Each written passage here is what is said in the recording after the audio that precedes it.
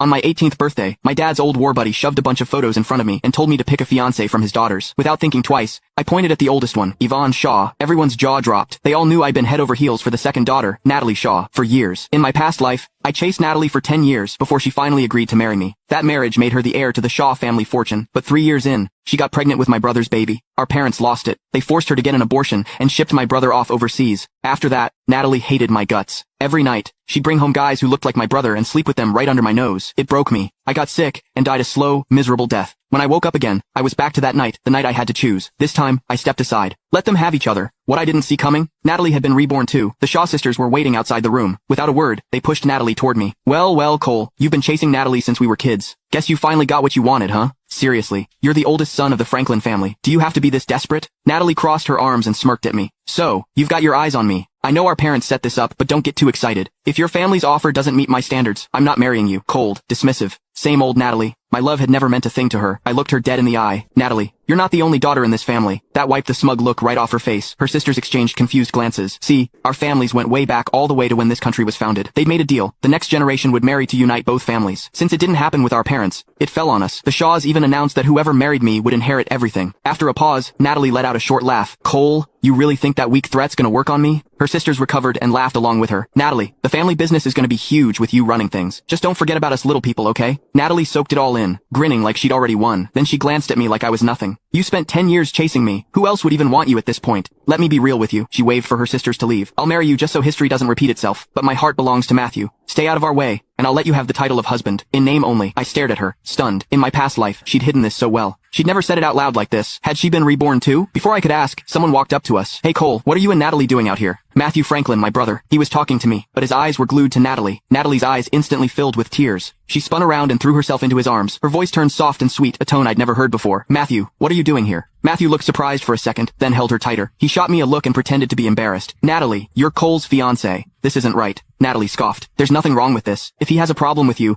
he can forget about marrying me. She grabbed Matthew's hand and walked off without looking back. I rubbed Yvonne's photo between my fingers and smirked. Natalie, I was never planning to marry you anyway. The party was winding down. Most guests had left when Natalie and Matthew finally showed up again. Natalie had changed into a high-neck dress. Matthew had faint marks on his neck that told the whole story. The tension between them was so obvious, you could practically smell it. The old me would have lost it, stormed over, made a scene. But I'd seen this play out 100 times in my past life. I was numb to it now. I knocked back my drink and turned to leave. When Natalie saw I didn't care, she frowned. For the first time ever, she called out to me. Cole, what's your problem? I'm your fiancé. Matthew's your brother. You're just gonna leave without saying hi? Where are your manners? Apologize to us right now, or you're not getting your birthday present. She was holding a small ring box. Matthew took it from her and waved it in my face, smirking. Cole, Natalie had this made just for you. She put a lot of thought into it. I looked at the box.